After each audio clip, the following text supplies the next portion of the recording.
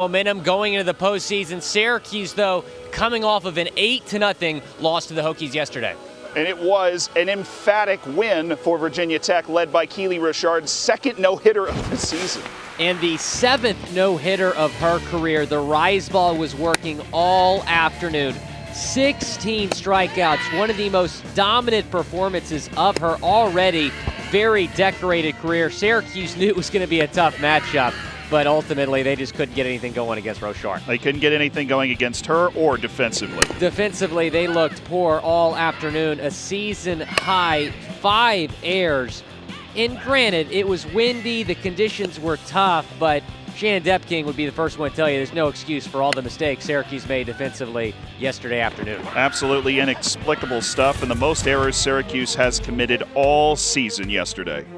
And Syracuse today, Zealand, really needs to get something going early. Don't let Keely Rochard get into rhythm early like she did yesterday. Look what happened yesterday. She got into rhythm early, and then she ended up having one of the best outings of her career. Virginia Tech dominant yesterday, but today is a new day with Kaya Oliver in the circle. And she has really played well as of late. Her ERA is down to a 3.56, and that's really what Syracuse needs. A really good number 2 pitcher. Take some pressure off of Lex. And Oliver coming off a disappointing start against Albany in the midweek, but she was doing well before that. Gave up 2 runs in 7 innings in her 3 outings previous to the matchup against the Great Danes. She gave up 3 runs in 1 inning in that performance, and plenty of off speed to be expected. The first batter of the ball game is Kelsey Brown up against Kaya Oliver. Kelsey Brown, a slap hitter, hitting .418 on the season. She was one of the few Virginia Tech players that was not hugely influential in the game yesterday. It's a very familiar lineup if you did watch that game for Virginia Tech. We'll get you in a moment. With Fagan now taking over the team lead in batting average. She's coming up next. Then Kana Davis, who came in as a pinch hitter yesterday. What stands out to you? Well, you kind of mentioned it before we went on air, but they're really kind of moving around who is going to be in the 3-hole. Today we're seeing Kana Davis, who also is playing very well in the last couple of games for the Hokies.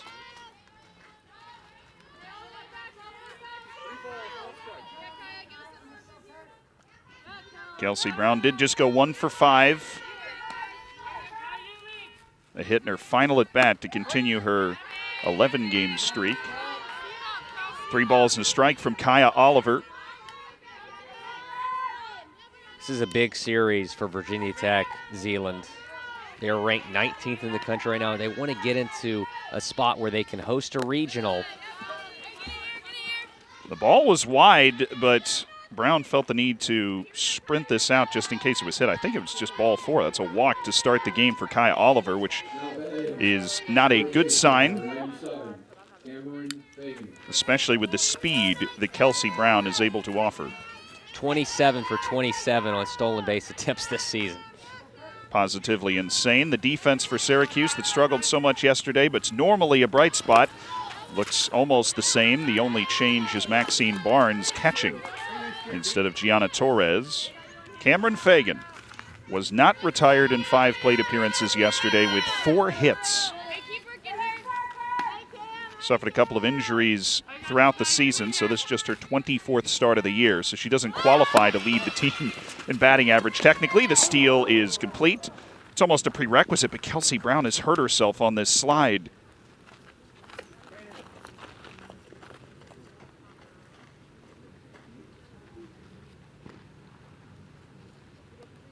You just hate to see this. She is just a phenomenal player for the Hokies. And let's take another look here, Zealand. The ball went right off the shin. Getting looked at right now. It's worth noting that Maxine Barnes is the hardest throwing catcher Syracuse has. Coach Depking said she can throw it over 70 miles an hour overhanded. She gave it absolutely everything to try and catch Kelsey Brown stealing a base. That is going to be one nasty bruise, but fortunately it does look like it's a contact injury. It's something that, even though it's quite painful at the moment, is not going to limit her as we get into the stretch of the season. She's doing everything she can to see if she can stay in this game. The last thing she wants to do is tell her coaches that she has to come out. She knows how valuable she is to this Hokies team.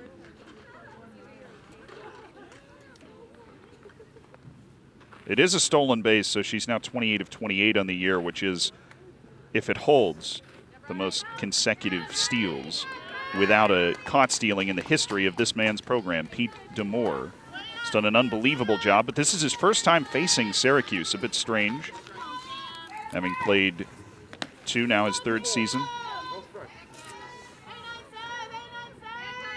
He's a man of few words and much action. We sat down with him at the beginning of the week. Pitch low to Fagan, and that's going to move Kelsey Brown to 3rd, and she'll hobble in. No need to unduly push herself. You know, already the Hokies threatening here. Top of the 1st, nobody out. Kelsey Brown at 3rd base.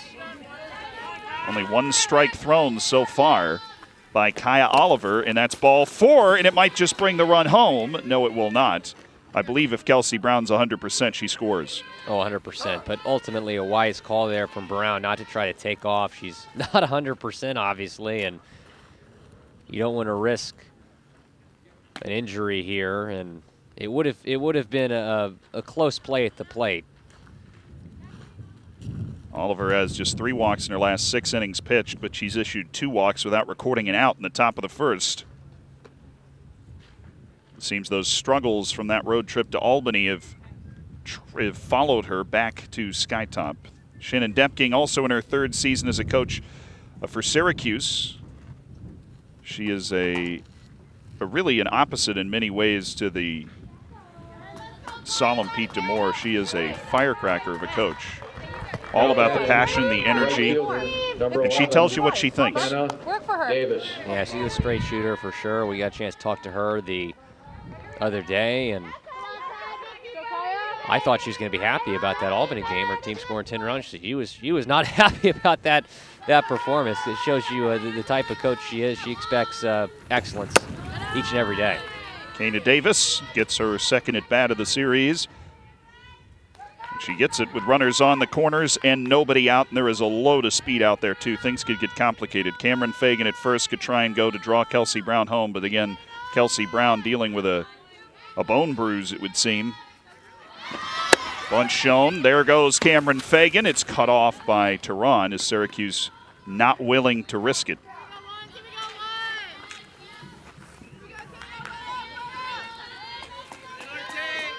What do you make of that call there, Will? She would have been safe, probably the right decision, but Oliver right now just needs to throw one in the strike zone. She does. Davis puts it in play. Will it be short enough? Tony Martin under it. Makes the catch, and Brown holds. The fastest player on Virginia Tech, but limited for the moment because of that knock she took at 2nd. That's 2 plays now that she probably could have scored on if she was 100%. Now, granted, Tony Martin extremely talented defensively in center field.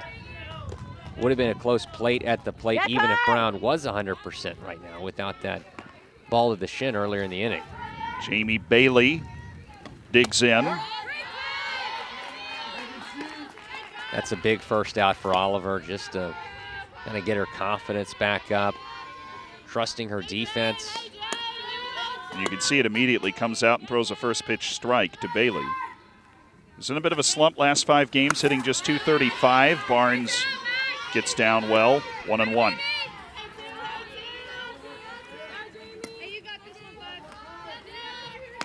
And everything's relative. She's hitting .235, but .315 for the season, Jamie Bailey. Kaya Oliver acutely aware of that. 2-1.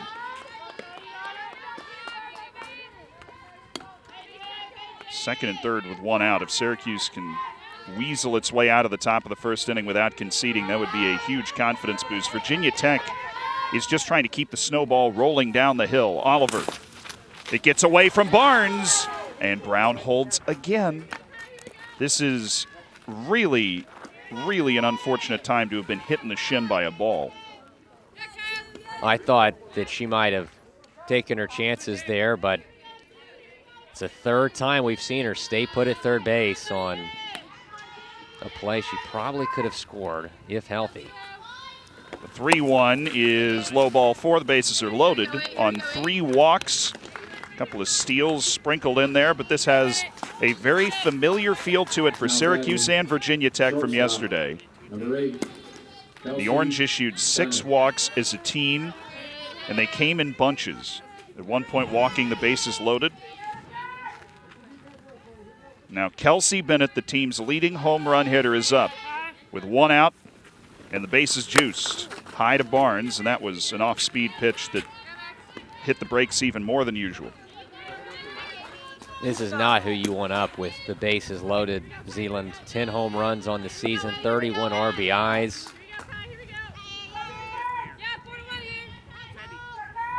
And Oliver can't afford to pitch around her with the bases loaded. Kelsey Bennett, 2021 Softball America, was listed as one of the top 100 players in the country. And Kaya Oliver has lost the strike zone again. 2 balls, no strikes. She has significantly more balls than strikes in this first inning. The 2-0. Low 3-0. Barnes tries to keep it in front of her. Brown finally goes, and she limps across home plate. Just guts it out. She got tired of waiting. 4 times the charm, Zeeland. Finally took off. She saw right away that pitch was going to get away from Barnes, and ultimately able to score to put the Hokies on the board. Well, every runner advances. Safagan to third, Bailey to second. And the 3-0 is on the ground right side. Tehran's coming home, and it's off the end of the glove of Barnes. Both runs will score. Jamie Bailey all the way from second, and sauntering over to second herself is Kelsey Bennett. Virginia Tech has 3 runs in the first inning, and the nightmare has carried over to the morning. And we talked about the miscues we saw yesterday for Syracuse, and here it is again. A ball hit the second, thrown home. Maxine Barnes should have been able to make that play. And instead, the Hokies ultimately score 2 runs to give themselves a 3-0 lead here in the first inning. Just 1 out still. And there is no hit yet in the game for Virginia Tech. And a new pitcher's coming in already. Kaya Oliver has been yanked. They've gone to Jolie Gustave, and we will come back to give you her rundown after this.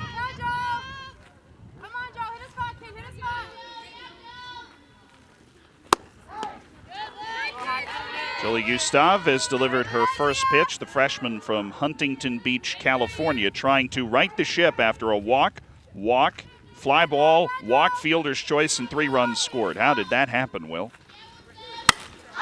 It just got out of hand quickly for Syracuse, and Tehran makes the catch, coming over from second. You had the 3 walks, which loaded the bases, and then the wild pitch, and then the play that should have been caught by Barnes. By the way, that was not ruled an error. So it just, again, the miscues for Syracuse, it really started with those 3 walks from Oliver, is led to this 3-0 advantage early for the Hokies.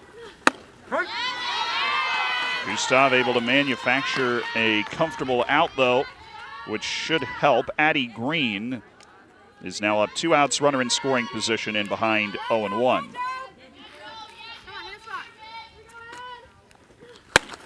High and snatched by Gianna Torres, and if you don't recognize that name, it's because she did not start the game. They've switched out Maxine Barnes for Gianna Torres, as well as switching the pitcher. So you don't see this often, but top of the first inning, a wholesale switch after that mistake by Barnes. A ball and 2 strikes to Addie Green. Well, the bottom line is if Barnes makes that play, we're looking at a 1-0 game, inning over right now, instead of a 3-0 Virginia Tech lead. Whole different ball game at this point. Still a lot of time left, though, for Syracuse. Still the first inning.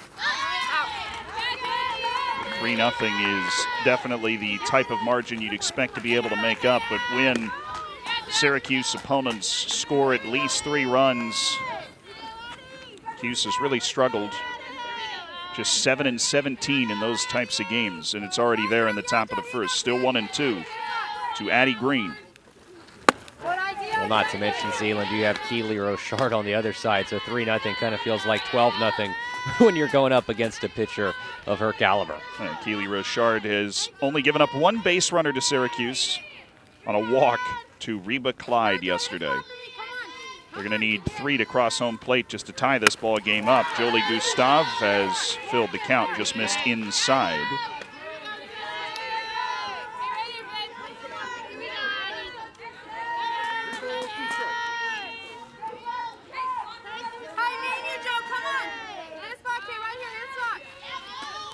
Gustav, fly ball, left center, it's got some carry from Addie Green, and it gets down. Woods digs it off the wall, but 1 run will score. It's 4-0 Virginia Tech on the RBI from Addie Green. Well, yesterday the Hokies waited until the 3rd inning to get it going offensively. Now they have jumped on Syracuse here in the 1st inning. Addie Green, the talented freshman, finds that hole in left center field. Another run scores, and Virginia Tech is rolling here early. That 4-0 in the top of the first. It was Maya Luco, the pinch runner, that had a pretty easy job of it coming home.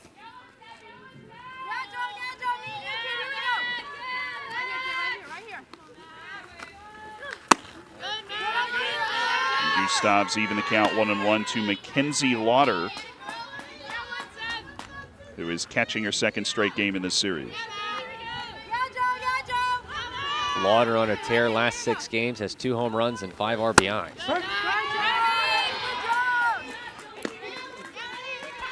Definitely one of the hot bats for Virginia Tech, and a team that's sputtered a little bit these last couple series.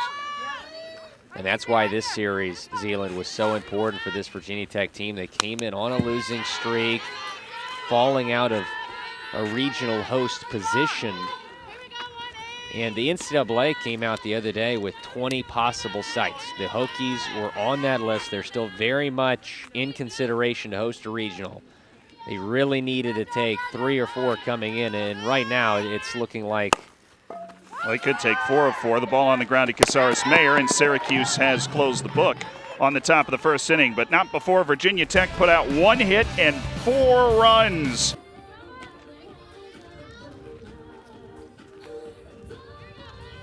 Well, Virginia Tech's built Keely Rochard quite the lead already. 4-0 as we head to the bottom of the 1st inning. And Keely Rochard coming off her 2nd no-hitter of the season.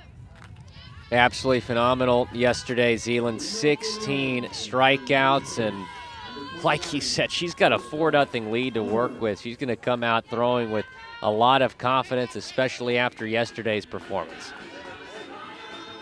It always helps when your offense is providing, and for Syracuse, trying to put a lineup together that's able to compete with someone like Keely Rochard. It looks pretty similar as the one that we had yesterday with Kylie Ulmer leading off, as she has done so often throughout the course of this season. But her batting average dipping down to .215. Rochard walked just 1 batter. Gave up no hits yesterday. That was the only extra base runner. It's 21 up and 21 down. Outside of Reba Clyde. This is that lineup. What do you make of it, Will? Well, we talked about the importance of them getting something going early, and I really think it's going to start with Angel Hasso. If Ulmer can get on here and Hasso can get a hit, the Syracuse offense will be feeling a little bit confident. Very quickly 0-2 from Keely Rochard. It's worth noting in the 22 batters that Rochard faced yesterday, she struck out 16 of them. So very, very comfortable retiring batters without using her field. You could have been excused to taking a nap if you were playing in one of the corner outfield positions yesterday for Virginia Tech. Hard to take a nap in that windstorm, though. They were probably grateful they didn't get a whole lot of fly balls out in left field yesterday. There was some wicked movement on that pitch. Strikeout for Keely Rochard. And Callie Ulmer has not put a ball in play in this series. My goodness, she's picking up where she left off. Pitch outside, a rise ball. Got her to chase, and already a strikeout here early for Rochard.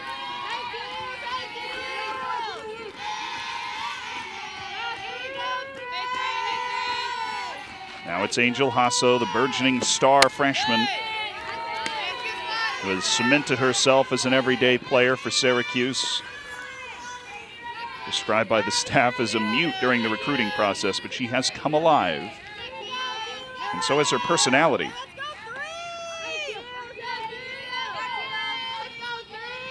.1-0 from Rochard. Yeah, Coach Depking telling us on the call the other day, Zealand, that as a recruit she was shy. And then she comes in and it just ends up being this really big personality, and that just took getting comfortable with this team. She said she hit a double in about February. She hit a double and got to second base and just started beating her chest and looking at the dugout, and Coach Depking was shocked to see that display of emotion and said, do that every time. Every time you get a hit, I want to see that player. And that's what Coach Depking likes, her players to show passion and play with a whole lot of energy. Rochard, businesslike in the circle, goes right into the strike zone. It's a pop-up, foul territory, and, well, they couldn't find it.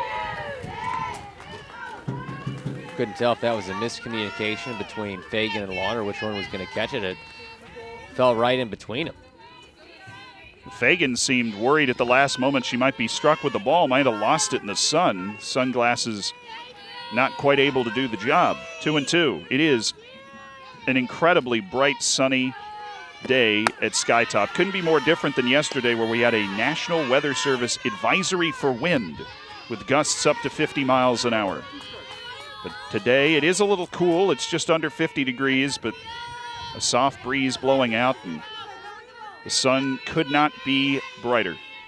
As it should. It's May here in Syracuse. Time to turn the calendar and get to some better weather around here. Swing and a miss from Hasso. She got all the way to a full count, but Keely Rochard is just too good. Maybe 16 strikeouts. She wasn't content with that yesterday. She's going for maybe even more than that today, as you can see Angel Hasso kind of frustrated with herself right there. Now Nelly Casares-Mayer, hard swing and a miss on that first pitch. Here's the defense, just in case Keely Rochard should need it. Brown, Troll, Davis in the outfield.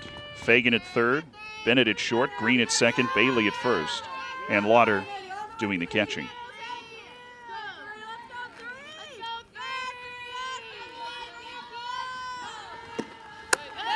Swing and a miss from Casares-Mayer, and it's quickly 0-2.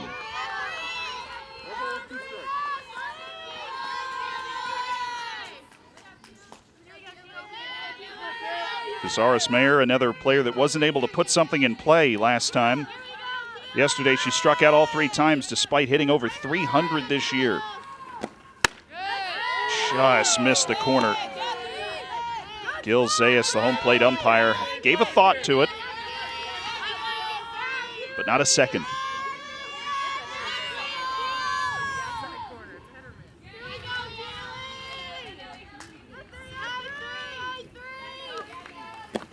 One, two, swing and a miss. 1, 2, 3. She mows them down like she's mowing the lawn on a beautiful Saturday afternoon. Virginia Tech 4. See, well, you'd look at this box score and you'd be convinced the numbers were flipped. 4 runs on 1 hit from the top of the first inning for Virginia Tech. That's what happens when you walk three of the first 4 batters that you face. Syracuse just got into trouble early. Virginia Tech capitalized. Jolie Gustave had to come out of the pen for starter Kaya Oliver with just 1 out in the inning. She did record 2 outs and 3 batters. Gave up a double in between that scored a run. And now Darby Troll, the only batter that didn't come to the plate in the first inning, will lead off the second. She went 0 for 2 yesterday.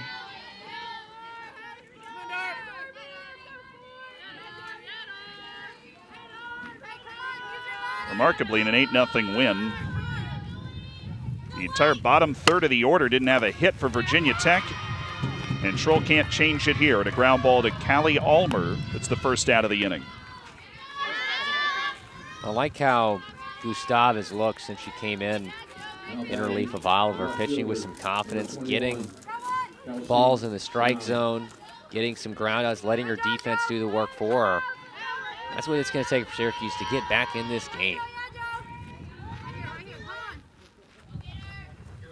Gustav has been able to find the strike zone in a way that Oliver has not, which is a full credit to the freshman. She's not had a brilliant opening season, has been used somewhat sparingly. But she has been able to put together particular outings where she shut down the opponent for a couple of innings, but Brown has slapped it back up the middle for a one-out single. And again, right there, I mean, not worst case scenario, just gave up a single. That's a ball that, if it was a hit a little bit more to the left, would have been a routine put out. Number 97, Cameron Hagan. Gustav was able to come in, throw 2 shutout innings with 3 strikeouts against Pitt. That's the type of performance, that was back on March 27th. That's the type of performance Syracuse is looking for, but Brown will go ahead and take second, thinking about third, is Torres trying to fish the ball out of the net. But she will stay put. Runner in scoring position now with 1 out, and yet another wild pitch for Syracuse, something that hurt Oliver as well. Well, I said, you know, Gustav probably okay with giving up a ground ball single, but that's not, she's not going to be okay with that. You got to avoid that if you're Syracuse, giving up free bases like that. Now you have Brown, the fastest player on this Hokies team, maybe the fastest player in the entire country in scoring position. Not only do you have that, you have Cameron Fagan, who in her last 5 games, including yesterday, is hitting .579 at the plate. There is not a player in the country hotter than Fagan right now.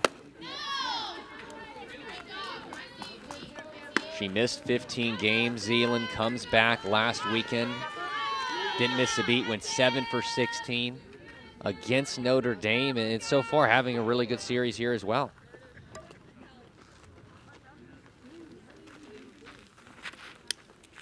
And the Fagan name, Zeeland, in college softball was kind of like the Curry name in basketball. Her dad is a Super Bowl champ, played for the San Francisco 49ers. Her sister Kaylee was Casey, I should say, National Gatorade Player of the Year, 2-time Florida Gatorade Player of the Year. Played college softball at Arkansas. Her other sister, Sammy, played softball at Mizzou, and her brother was the star running back at Air Force. And Casey was the National Gatorade Player of the Year for softball when she was in high school. She's now a coach at Liberty. But we'll go back to her dad, Kevin Fagan, because he was not only in the NFL for 6 years as a defensive end, he won 2 Super Bowls and was the strongest man in the NFL. When he was there, he could bench press, and I want you to hold your breath for this, 560 pounds. Fagan trying to channel some of that power, sent a ball sky high to shallow left that Casares Mayer's able to find in the sun. And that is the first time she's been retired in this series. But the way she's playing, it might just be the last. Number 11, Hannah Davis. Runner on second and 2 down for Kana Davis, who I'm pretty sure her dad could not bench press 560 pounds, but there's no shame in that.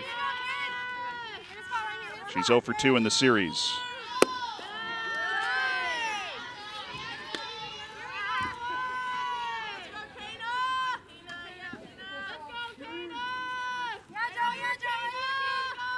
This performance from Jolie Gustav might fly under the radar after the catastrophe that was the first part of the first inning. But against the top 20 team, she's managed to get through now 1 2/3 if this ball is caught, and it is, by Callie Ulmer. And that's darn impressive, giving Syracuse a chance, but Virginia Tech is rolling. 4-0 at Sky Top. Number 4, Gabby Ferran. Virginia Tech comfortably in front, 4-0. The reason they're comfortable is Keely Rochard hasn't given up a hit in 8 innings. And I don't need to describe to you how impressive those strikeout numbers are. 19 of the last 24 batters she's faced, she struck out. She put the ball in play. It's almost a victory. Gabby Teran, one of the best players on this Syracuse team. She started every game since she joined the program.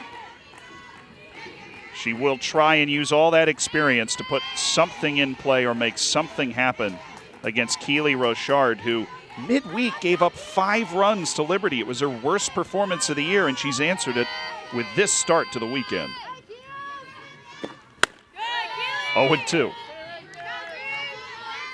Well, even Coach DeMoore admitted to us that he probably should have taken her out early. That game went into earlier, I should say. That game went into extra innings. She was running out of gas, and ultimately Virginia Tech lost to Liberty. A very talented Liberty team, by the way. Flames are going to be an NCAA tournament team. Certainly are, but as an in-state rival, that one stung. They will get one more chance at Liberty, Virginia Tech.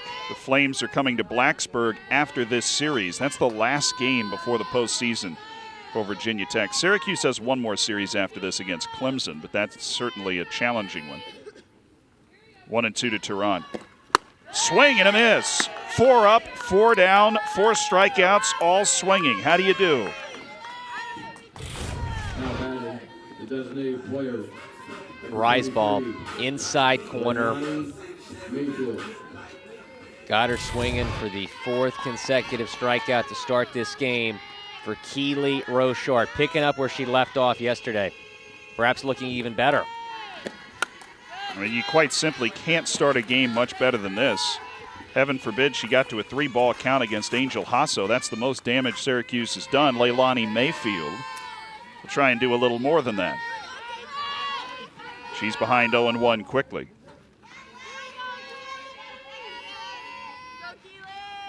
Rochard. Swing and a miss, 0-2. And these are not chumps that she's doing this to. Right. Syracuse is right in the middle of the ACC standings, coming off a series win down in Charlottesville against Virginia, which I'm sure Virginia Tech would thank them for. 0-2.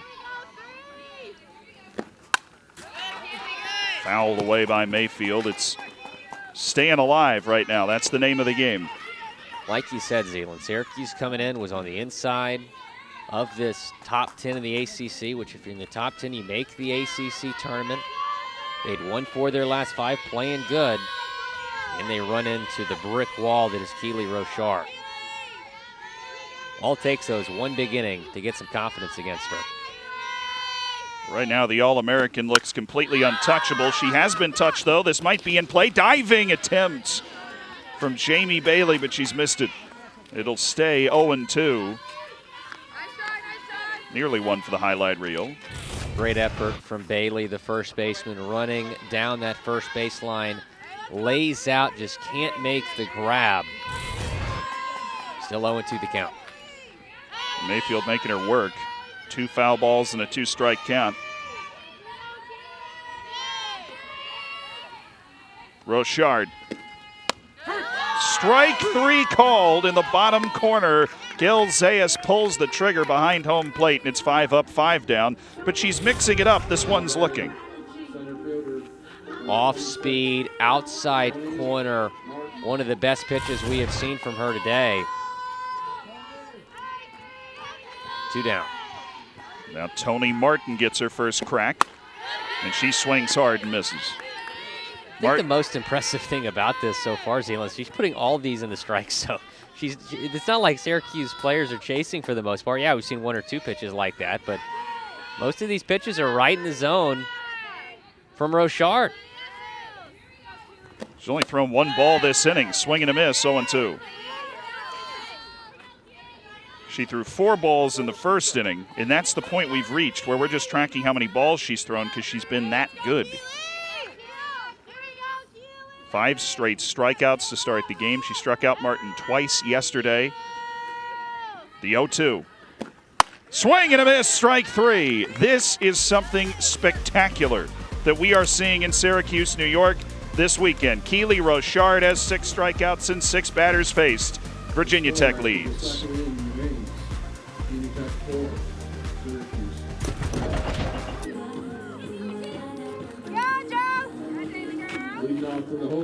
Well, Keely Rochard stealing the show, but Syracuse needs to try and keep it where it is to have maybe a chance to get itself back in this game. You never know. And Jolie Gustave has done an admirable job out of the bullpen much earlier than she would have expected to come in as well. This is exactly what Shannon Depking was hoping for when she had to pull Oliver, put in Gustav, and she has been absolutely fantastic so far. He's given up 2 hits, but managed to get 5 outs. Bailey on the ground to Callie Ulmer at first, covered by Tehran. The throw in, it is not in time. A bit discombobulated on the right side of the infield. This is the second time today we've seen a ball that could have been an out, and it just doesn't turn into an out. It doesn't show up on the box score, but it's where you win and lose games. Tehran probably should have gotten over to first a little bit quicker. That would have given Syracuse a chance for the put out there. Instead, the Hokies have a runner on here in the third. And Jolie Gustav's given up her 3rd hit now. Will be facing Kelsey Bennett, who was pinch run for in the first inning by Maya Luco. And she's reclaimed her spot in the lineup. She did so in the field. Reached on a fielder's choice officially. And is ahead 2 balls and no strikes.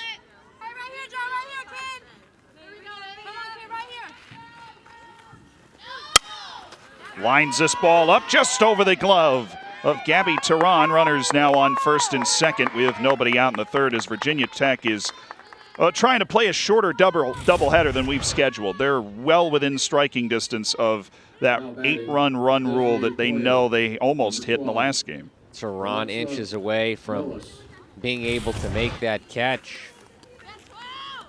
Virginia Tech, like you said, Zealand, threatening for a big 3rd inning right here against Gustav. Now it's the designated player, Alexa Milius. Popped out in foul territory last time. Gianna Torres, it's a solid stop to keep the force outs in play. Milius, one of the 2 catching options Virginia Tech has. Both of whom pitcher Keely Rochard praises for their defense. But both swing the bat well as well. Milius, fly ball right field. This has some carry, and it's out of here over the shed. Right on cue, Alexa Milius shows off the bat, and Virginia Tech has a 7-0 lead in the third. Well, she's a home run threat. That's her 5th on the season, and it's a 3-run bomb over the right field wall.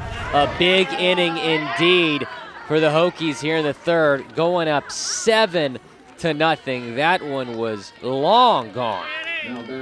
She absolutely smoked it, showed off the offensive chops, and Virginia Tech has put some serious breathing room between itself and Syracuse. And Jolie Gustav, who, despite her excellent start to this relief appearance, is not a pitcher that can comfortably go beyond really 2 innings, and she's right up against that line right now. And I feel for Gustav because I feel like she's only thrown 1 bad pitch really this entire game. You had the Jamie Bailey single that probably should have been an out, and then Tehran nearly made that catch at second, went right overhead. The next batter hits a 3-run homer. Gustav spins it in at the knees to Addie Green. Makes it 1-1. Now, Addie Green, we touched on this yesterday, had one of the strangest experiences you can imagine when she was in high school. She won the state championship in softball, you might imagine. She won it on May 17th. The next day, her brother Jackson won the state championship in lacrosse. One day apart, and the parents had to scramble all over the place to be able to make both games. They're both playing for Nansemond Suffolk Academy. And Ashley, it's a great story. She talks about how they had to get to the lacrosse semifinal the same day as the softball tournament. So they were dividing and conquering to be able to watch both games, and then everybody ended up winning as Green fouls it off to fill the count up. I mentioned Fagan earlier, her talented family, and Green also comes from a family that is very used to winning in athletics. Her mom Ashley said, I think we need to move the rest of the family out of the house, because none of the rest of us have state titles. Green with the payoff pitch. Called strike 3. Jolie Gustav fired up that she's able to retire a batter in this inning. Just nicks the corner. Gil Zayas with a little hesitation before he pulled the trigger. Gustav was fired up. She needed that badly. Payoff pitch, just finds that zone. Outside corner. Strike 3 call. She's gassing up her catcher, Gianna Torres, for framing that up well because it looked just a bit off the plate. They'll take that at this point. Absolutely. Mackenzie Lauder, today's catcher, and the last batter that came to the plate in the first inning, grounded out to short.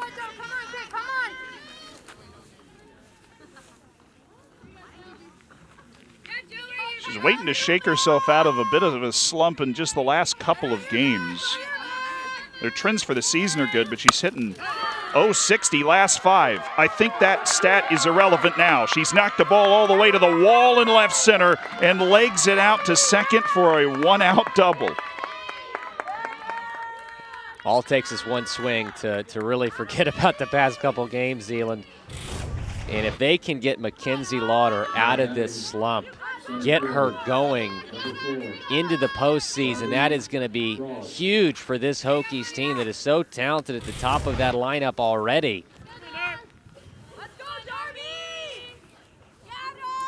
Virginia Tech, in a way that it didn't yesterday, has been hitting the ball super hard as well. Obviously a home run, which we didn't see yesterday, and now couple that with a pair of doubles, both that were well struck. And 1 or 2 of the singles were also very well hit. Darby Troll has not contributed to that yet, but she is what you hear some coaches call the secondary leadoff hitter, batting in the 9 spot, trying to turn this over. In the outer part of the zone, Gil Zayas has been giving some leeway to Jolie Gustav. That's where she's finding her strikes. And she needs to take advantage of that. Struck out Addie Green, a similar pitch. Doesn't get that call though. A little bit high. She was listening to us, tried to go right back to the same spot.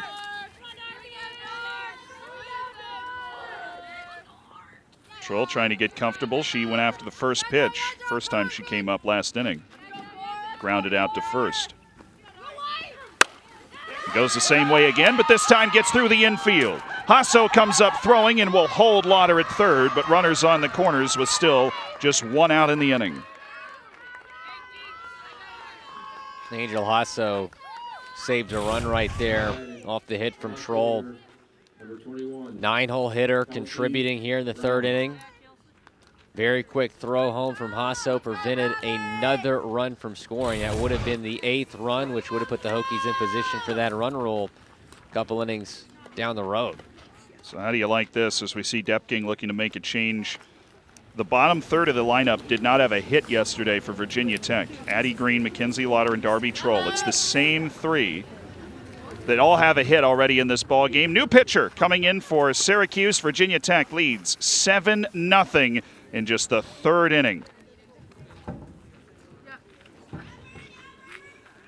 The new pitcher for Syracuse is Miranda Hearn, and you might just know her, Will. From Sugar Land, Texas, my hometown, in the Houston area, making her 2nd appearance of the season. First time we have seen her in over a month. That one appearance came March 20th at Duke. Gave up 3 runs in 1 inning. So obviously hoping for a better performance here, but great to see her back on the mound after a few weeks where we didn't see her in action.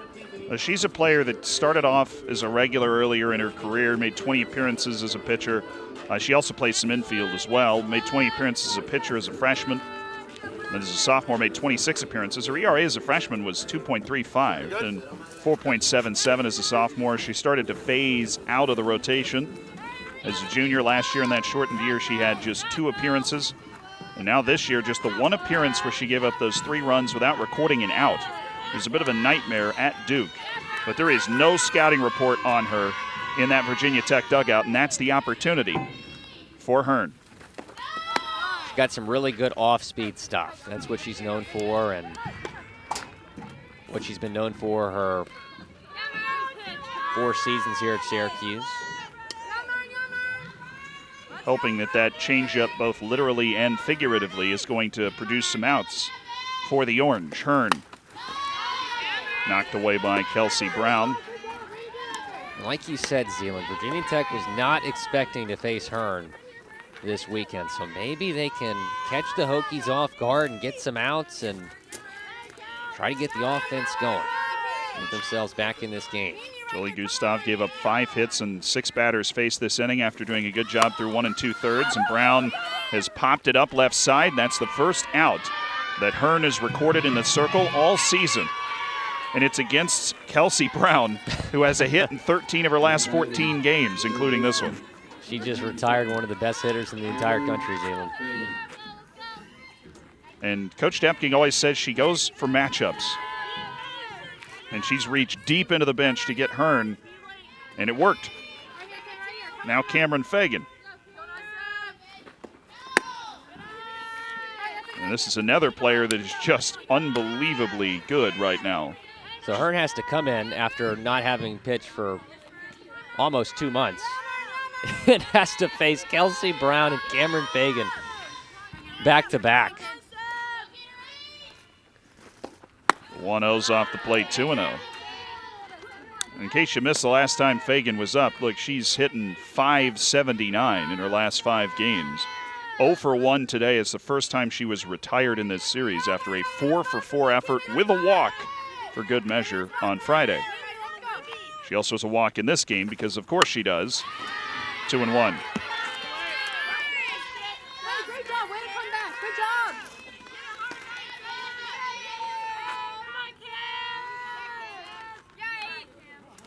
This is what you dream about if you're Hearn. You say, you know what, at some point this season, coach is going to need me, and I'm going to be there to answer the call. Runners on the corners, 1 out against the 19th team in the country, and she's 1 strike away from handling that problem, 2-2. Would this be a story? If she can get Syracuse out of this jam, she came in with runners on the corners, just 1 out, having to face the top of this Hokies lineup. Fagan, ready to rock. Lauder at third, Trull at first.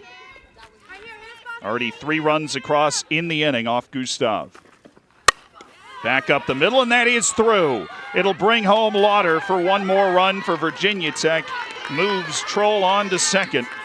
And the Hokies have reached the 8-run threshold in the 3rd inning. Cameron Fagan can't stop smiling. Ball right in the middle of the zone, hit up the middle into center field. Scoring Lauder. Hearn was 1 strike away, really pitching well. Cameron Fagan, though, took advantage of that ball right over the center of the plate. The patience from Fagan, able to figure out the offering that Hearn was able to produce. And the off speed misses the low away corner to Kana Davis, who is 0 for 2. She is, and it's amazing to say this because we're only in the 3rd inning, the only player in the starting lineup that has not reached base so far. Might have changed that with this swing to deep center field, and Kana Davis has left Skytop. A 2-run homer off of Hearn with 2 outs in the 3rd.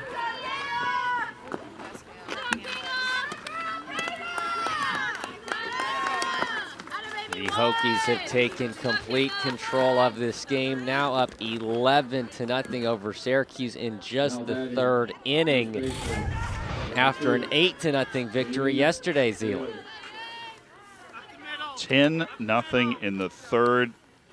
Absolutely dominant. And for Kana Davis, her shot in the starting lineup, she's made the most of it.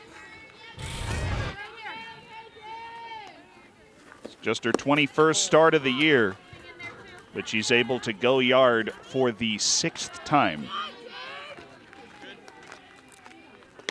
And we see the pitch come in. It hits Bailey. She's aboard. That's the first pitch to Jamie Bailey, and it's all really fallen apart for Hearn. It worked for 1 batter, but just not for 2. And again, just 1 strike away from getting Cameron Fagan out, retiring Fagan, getting out of this inning. Gives up the single and then the 3-run home run the very next pitch.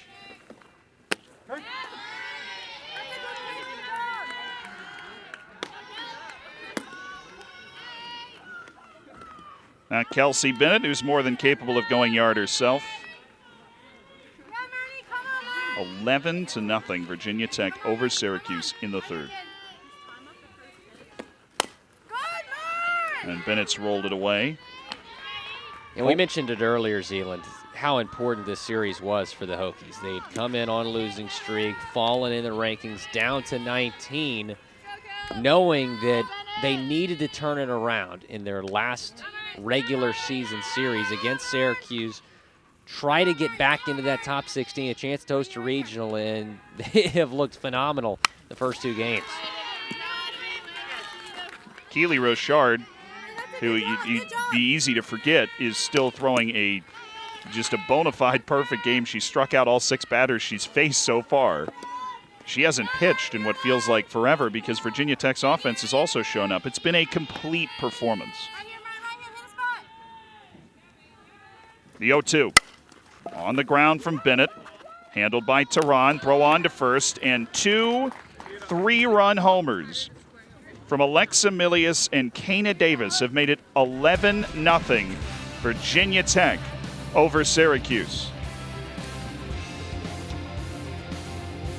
Milius was the first one. She nearly took the roof off the shed. Then Kana Davis didn't start yesterday. She looks good today.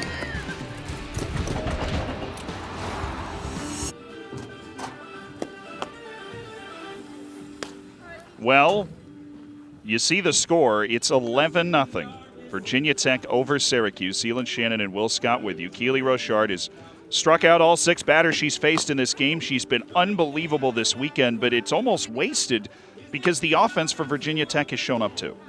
Like you said, Zealand, just a complete performance. I mean, the first 3 innings, this Hokies offense has scored 11 runs. Keely Rochard has not allowed a ball in play. She's struck out every single batter she's faced.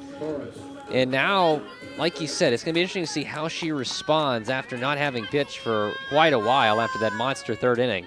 7 runs scored that third inning for the Hokies. And we'll see what effect this has. But Alexa Milius, the other catcher for Virginia Tech, has come in to catch, and they've moved Lauder to the designated player position that Milius held down in the lineup. So no lineup changes, just a positional change. Gianna Torres will get her first at-bat of the game. She came in as a defensive replacement in the top of the first for Maxine Barnes.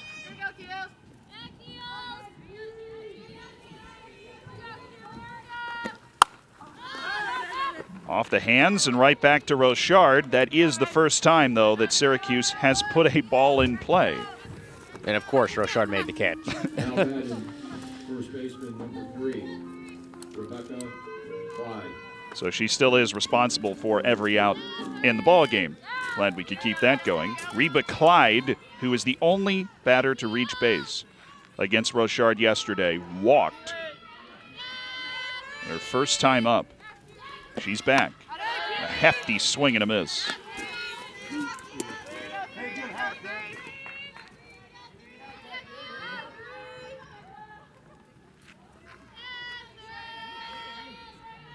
It is very difficult as a pitcher to have to wait as long as Rochard just had to wait for 11 batters to come to the plate for Virginia Tech in the top half of this inning.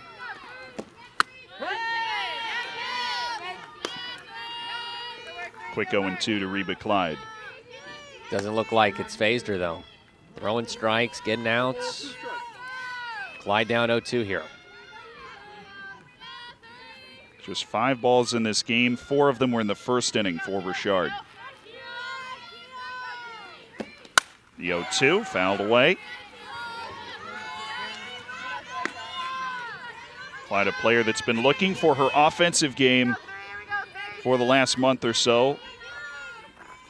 Her swing trying to make the transition from being a baseball player until her junior year of high school. Coach Debking telling us that he wants her to shorten her swing up a little bit. If you look at her swing, it's very baseball-like.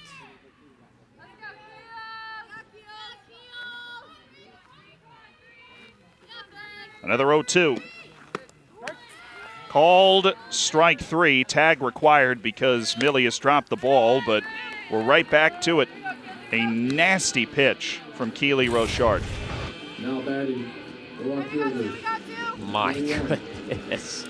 I even think that Millie has had to kind of adjust there because of how nasty that pitch was from Rochard, the 7th strikeout. It's just unadulterated filth right there when you fool your catcher that badly. Paris Woods able to foul the first pitch off. She struck out looking both times she came up yesterday.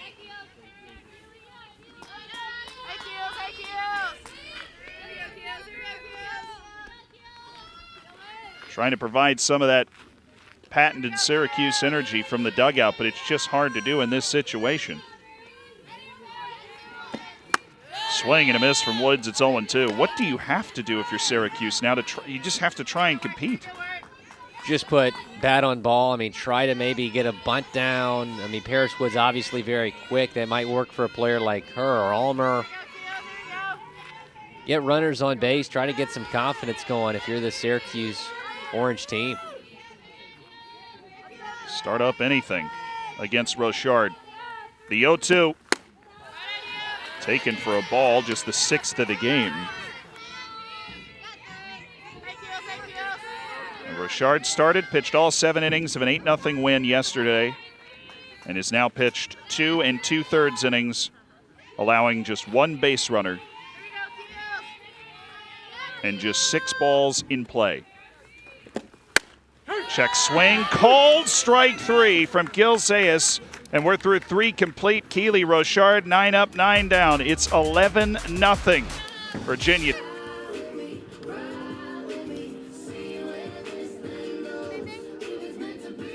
It has been a brutal series at home for Syracuse, down 11-0. Virginia Tech has hit the much-needed reset button. But a look at what is coming up for the Syracuse Orange. One more series after this against Clemson that could very well decide if Syracuse is playing in the ACC tournament. It's a very important stretch for Syracuse, and it would obviously mean a lot to Shannon Depking to get her team into the ACC tournament. They've played very well at parts this season, and then in other stretches, not so much. It's been really a roller coaster season for this Syracuse team, and they still got to play another game after this. They're down 11-0 right now, but try to finish this game strong and go into the next game with some momentum. And that is the other argument for pitching Miranda Hearn in this situation. She's been the least used pitcher this year and gets called upon in such a brutal position to try and do something. Ball on the ground to short. Nelly Casares-Mayers throw across, gets Alexa Milius, who homered in her last time up. So a promising start for Hearn to this 4th inning.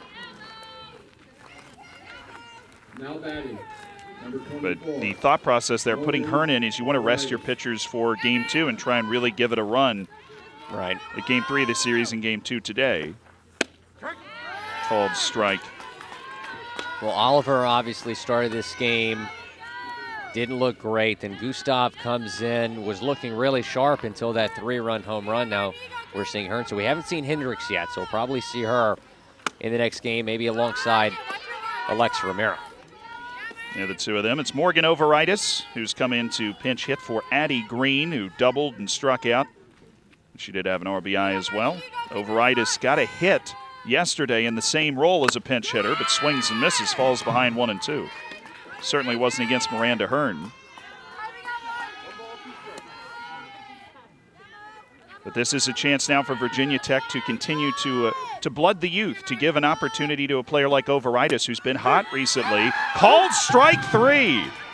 And you can see what it means to Miranda Hearn to get that strikeout. That is awesome. She jumped up and was fired up after that strikeout. Got her looking, and the dugout is also excited for Hearn. That's her first strikeout of the year, and Overitis had 3 hits in her last 6 at-bats up to that point. First pitch fouled away by Lauder, and Hearn remarkably on the cusp of a 1-2-3 inning. Might be pitching her way into some more playing time, to be perfectly honest. She's retired 3 straight Hokies. At no point in this ball game have 3 Hokies been retired in a row until now. And it is Meredith Slaw, another pinch hitter, who's come in for Mackenzie Lauder as the DP after Lauder was removed from the catcher position. So more opportunities for the deeper end of the bench on Virginia Tech. 2 balls and a strike to Slaw. Stand your line. Here we go. Right here, Manny. Right here. Hit a spot. 2-1. On the ground to second. Up into Tehran. In a 1-2-3 inning from Miranda Hearn. Something to hold on to for Syracuse, but it's still all Virginia Tech. 11.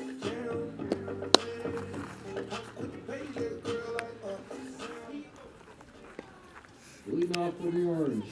First baseman. Morgan Overitis will stay in the game at second base as we're back at Skytop Softball Stadium. She was out of the starting lineup after the first game against Notre Dame last weekend, but got a hit yesterday, and even though she struck out, she will be able to field. And this is so important for Virginia Tech, not just to reset the momentum. Obviously dominant yesterday, dominant today against a solid Syracuse team. But what an opportunity to give your roster confidence all the way up and down headed into the postseason. Absolutely, and with the unknowns of this season, Zealand, you never know what's going to happen, who could be out for the ACC tournament, the NCAA tournament. You want to get some players, especially those young players, some reps here, and it's a great opportunity to do that. Up 11-0 here in the 4th inning, game 1 of a doubleheader. You're playing another game after this. The added bonus of being able to rest some of the players. They rotated out the catchers. So Milius getting her 2nd inning behind the plate. Callie Ulmer is the batter and has evened the count 1-1. Keely Rochard has now pitched 10 innings and not allowed a hit in this series. Just 1 base runner overall. And to me, the most insane stat is that in those 10 innings, just 6 balls in play. Make it 7, and it's a hit for Callie Ulmer.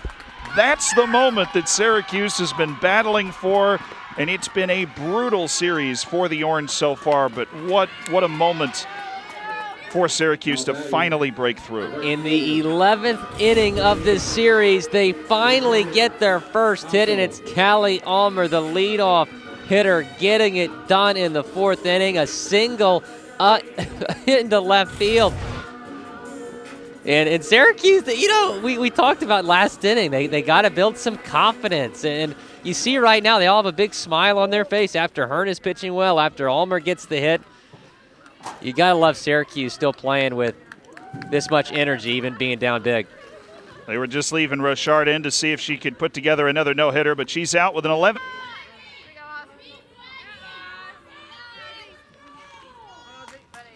The first pitching change of the series for Virginia Tech to rest up Keely Rochard brings in Mackenzie Osborne, and she's not half bad either. 2.79 ERA on the season, pitching very well. Another solid option for this Virginia Tech pitching staff.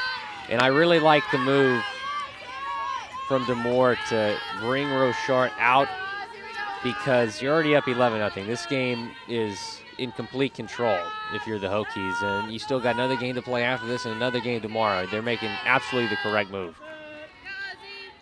And give Osborne the opportunity to pitch in a comfortable position in the ACC, but Hassos hit the ball well to center, hangs in the air, easy play for Darby Troll.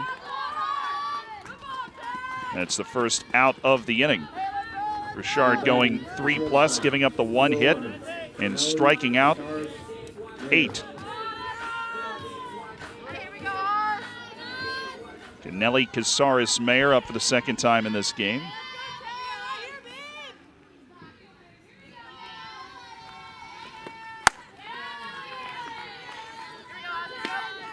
And Casares-Mayer, even though she didn't have a very good game yesterday, she's playing with a whole lot more on her mind and perhaps a lot more happiness on her mind.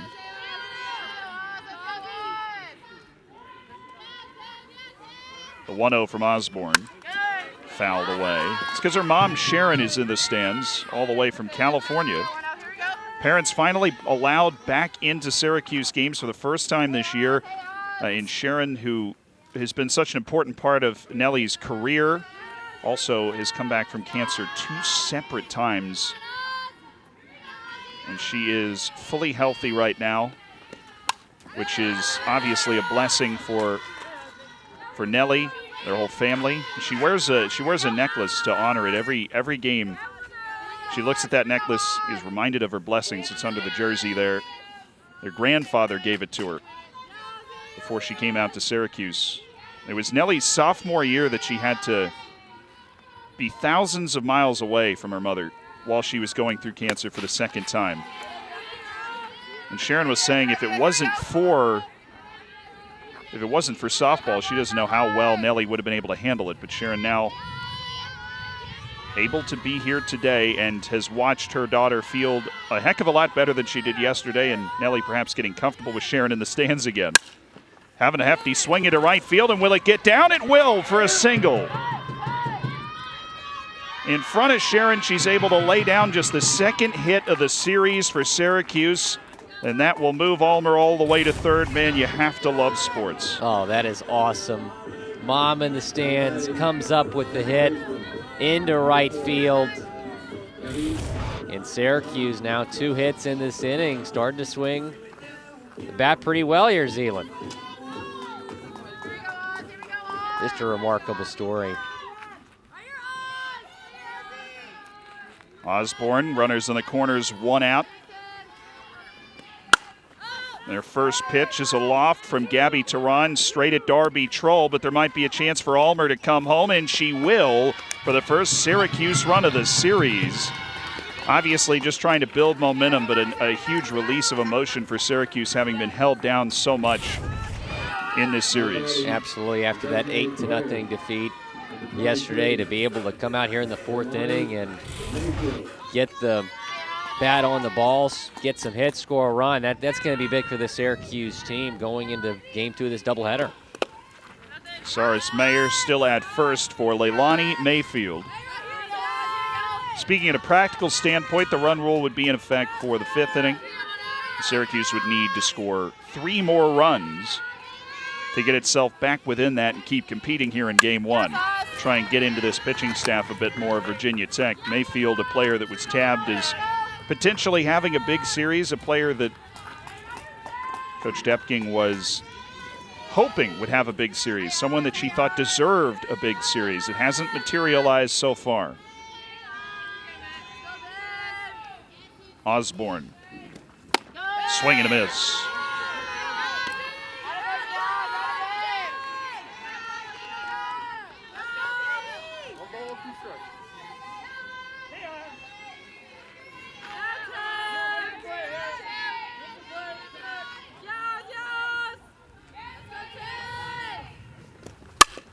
On the ground to second.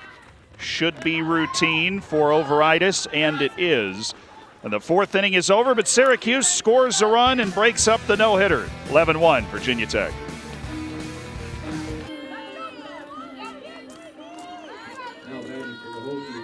Well, Miranda Hearn just had her best inning in 2 years in the circle, believe it or not, even though it's 11-1 Virginia Tech. The girl from your hometown, Will, has come in and captured the story defensively, while for Virginia Tech, Kaylee Addington will be the latest pinch hitter. More and more opportunities abound for this Virginia Tech bench. This is the type of game that if you are on the bench for Virginia Tech and you see this score, you're going, here's my chance. I'm going to play today.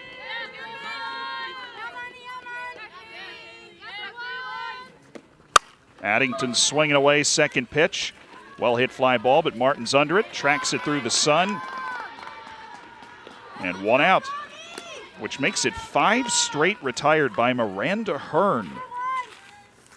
Just awesome to see her pitching this well again. She had a phenomenal freshman season for Syracuse, finished with a 2.35 ERA. Follow that up with a pretty solid sophomore season.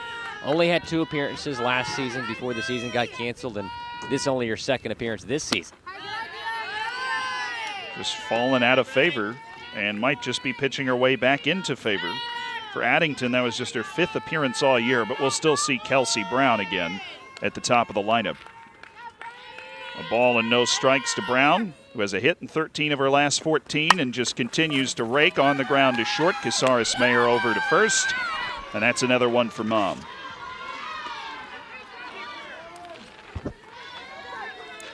Now 6 straight retired for the Plymouth High School product. Hearn, one of 2 Houston area players on this Syracuse team, along with Jessica Skladel, who played at Clear Creek High School.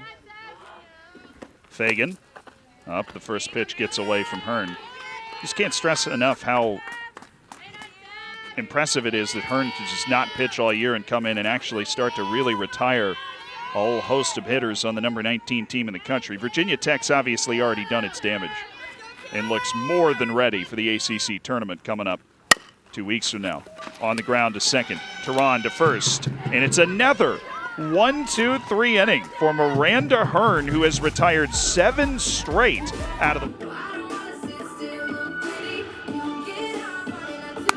Syracuse is going to need 3 runs to keep this ball game going as we head to the bottom of the 5th inning. Mackenzie Osborne trying to finish what Keely Rochard started.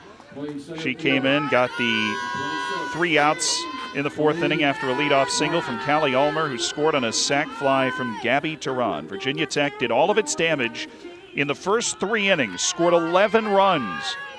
Hearn has held them down since. Tony Martin leads the inning off, then Torres, then Clyde. Called strike from Osborne. Had a pretty rough outing last time she was in the circle. Gave up 9 hits and 3 runs over 6 innings in a loss against Notre Dame as the series finale.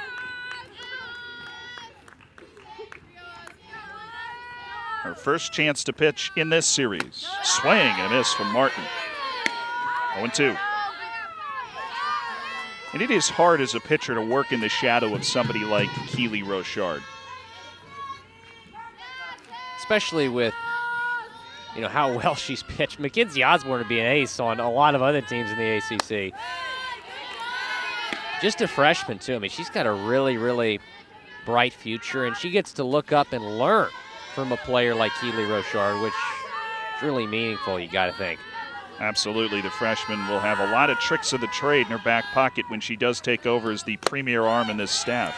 You look at her ERA and you compare it to the ace for Syracuse, Alexa Romero, who's a darn good pitcher, leads the Syracuse line, per se, and has helped Syracuse put itself in a position to get to the ACC tournament. Their ERA is within 0.1 of each other, Osborne's and Romero's. That's how good Osborne is.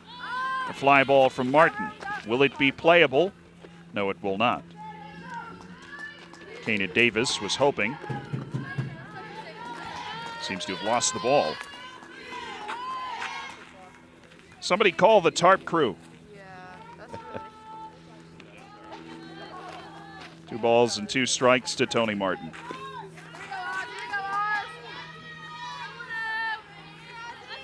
Martin has not put the ball in play in this series. All of that against Keely Rochard, just 3 strikeouts. Virginia tries to build momentum for Game 2 of the doubleheader. Full count. She's a player that wears her emotions on her sleeve, Tony Martin.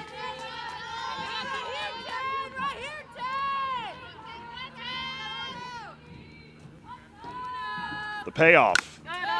She stays alive. Been a fun matchup to watch here between Osborne and Martin.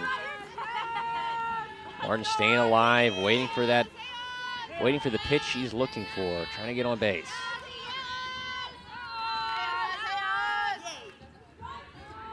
The mercurial center fielder awaits another full count pitch and got a hold of it. Left field, it has some carry, but it's caught in a jet stream, knocked down to Kelsey Brown, who makes the catch. I thought that one had a chance off the bat, Zealand, but there in left field was Brown for the first down of this bottom half of the 5th. It's just a different type of game. You have Keely Rochard in, strikes out 8 of the first 9 batters she faces, but now the ball is in play. It's almost like you're meeting the Virginia Tech defense for the first time. Gianna Torres able to make some contact to third. Fagan across, and there are 2 down. Virginia Tech 1 out away from ending this game early. Torres now 0 for 2. And regardless of what happens here in this next step, Pat. I think Syracuse did build some momentum going into the next game of this doubleheader. They got some hits. They got a run off of Rochard. They were able to put in an impressive pitching performance from Hearn. I think Syracuse, in the last 2 innings here, kind of turned it around and started to build some confidence. Now the run is charged to Keely Rochard. Strange as it might feel, the single that knocked her out of the game is the one that scored. And so that is something, perhaps, as Syracuse would feel a lot more comfortable stealing a game or two against Virginia Tech and Clemson down the stretch of the season to get itself into the ACC tournament. For Virginia Tech, you want to win as impressive as possible, and that's exactly what it's done in Game 1 and 1 strike away from doing it in Game 2. The 0-2 pitch off the plate from Osborne.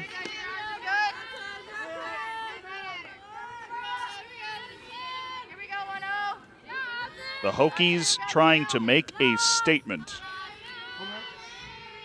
and host in the postseason.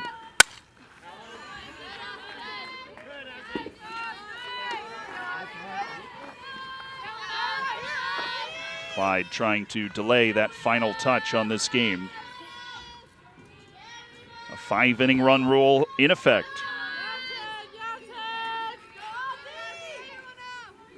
Osborne, swing and a miss, and she finishes with her first strikeout of the relief appearance, paying homage to Keely Rochard. What a fantastic performance all around from Virginia Tech offensively, and then on the pitching, and also from the pitching from Keely Rochard, Kinsey Osborne.